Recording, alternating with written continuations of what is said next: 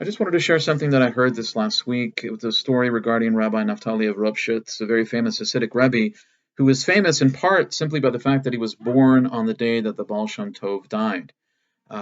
He was, of course, a famous Hasidic Rebbe in his own right, but of course that sort of provided a unique link that made him distinct.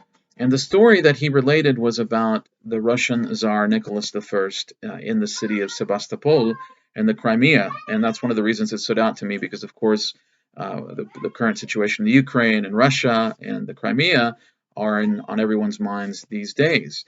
And in the story, the city of Sebastopol was under siege. It's a port city in the Black Sea, so very important. And an enemy soldier fired at the Russian Tsar. And a Russian soldier saw this, pushed him out of the way, saved his life. And the Russian Tsar came up to him in gratitude and offered to reward him for his valiant service. And he asked him, "What can I do for you?"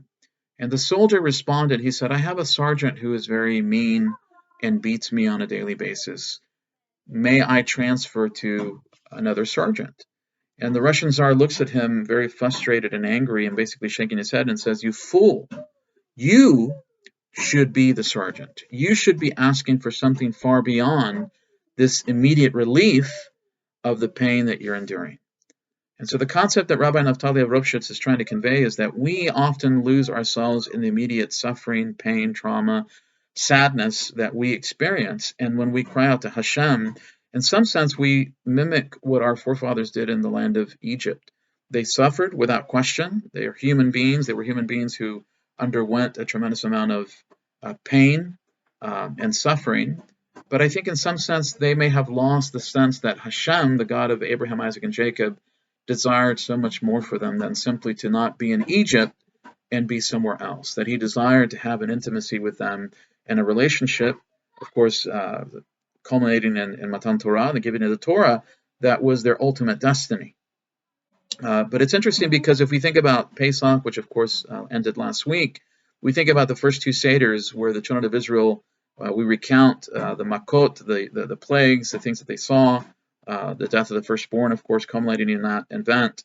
But it's not really until the seventh day of Pesach where the children of Israel actually reach the Sea of Reeds, the Red Sea, and they see it split, and they walk across, and they see the armies of Pharaoh destroyed. And at that point, they realize that never again will they be servants of Pharaoh.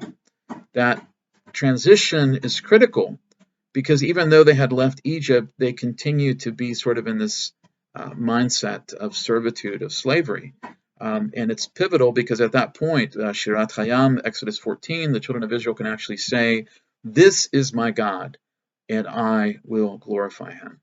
And so the thought that I sort of picked up from Rabbi Naftali of Ropshitz's words was this idea that we have to look beyond our immediate circumstances and remember that Hashem desires an attachment on our part to him that far exceeds whatever challenges we may be facing at that particular moment.